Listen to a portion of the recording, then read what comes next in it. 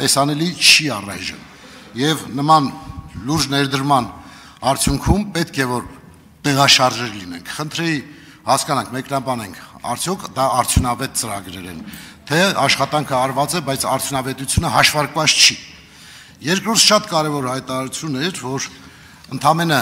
100 միլիոն դրամից ավել արժողությամբ գույքերի թիվը ընդամենը կազմում է 0.62%, բայց գույքահարկի 42%-ը փաստորեն ապահովում են հենց այս սուբյեկտները, 42.7%-ը։ Սա շատ կարևոր թիվ է, ես կարող եմ ասել Ռուբին Հուդյան ռեֆորմ, որովհետև մենք ոչ թե մեկ գրպանից մյուս գրպան ենք դնում, այլ հարուստի գրպանից դարձնում ենք հանրային բարիք։ Եվ երևի հարուստը չի համաձայն, որ իր մյուս գրպան են դնում, որովհետև խիստ թանկ կապիտալից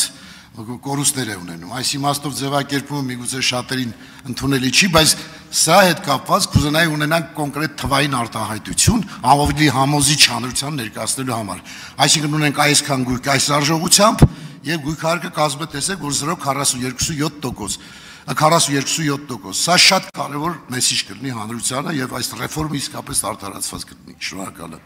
Շնորհակալ եմ պարոն Բագրատյան հարցերի համար։ Պատասխանի համար րոպե կա։ 3 րոպե։ Շնորհակալ եմ հարցերի համար։ Գյուղատնտեսության ծրագրերի մի մասը արդյունավետ է, մի մասը արդյունավետ չեն։ Որովհետև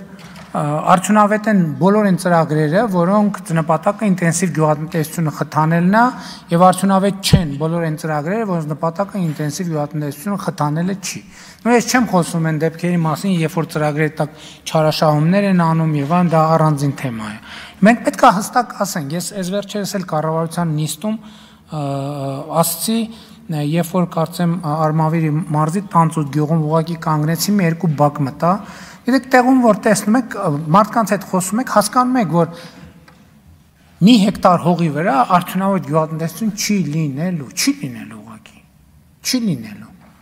Եկեք էլի գնանք փողը տանք, սերմը տանք, հացը տանք, ջուրը տանք։ Գյուղատնտեսությունը ինքը ծավալ է ենթադրում, որպեսզի դա տեղի ունենա։ Հետևաբար հողերը պետքա խոշորանան։ Բայց մի հեկտարի վրա աշխատող գյուղացին ինչ անի։ Մի հեկտարի վրա աշխատող գյուղացին էլ պետքա մենք իրան պատրաստենք շուկա լինի, աշխատանքը լինի, ուրիշ գործով զբաղվի։ Էսա լուծում, ուրիշ լուծում չկա։ Որովհետև ես այն տունը որտեղ մտա, այդ մարդը մի հեկտար հող ուներ եւ վաղուց չէր մշակում։ Ես իրան փորձում եմ համոզել, ասում եմ, բաս այն ծրագիր կա, մշակեք, էս արեք։ Տեսնում ենք բոլոր մարդիկ հնարավոր նախկին ծրագրերից օգտվել են, բայց դրա արդյունքում հայտնվել են սև ցուցակներում։ Չկա տենց բանաձև, որ իրancs պետք է այդ բանը տա։ Հաջորդը անշարժ գույքի հարկի հետ կապված այդ թվերը ես կադաստրի կոմիտեին գրեցի, որ դա սենսացիոն թվեր են իրականում եւ ճիշտն ասած եւ ինքը ես նոր տեսա բացվածք ուղարկել, ես դեռ չեմ հասցրել բացվածքը ուսումնասիրել, բայց էտա ես նաեւ հասկանում եմ հիմա եթե այս թվերը հաստատենք եւ վերահաստատենք, այդտեղից նաեւ պարզադառնում թե որտեղից աղմուկը։ Որտեւ այդ 0.62%-ը նաեւ երկրի փողի երևի մի, չգիտեմ,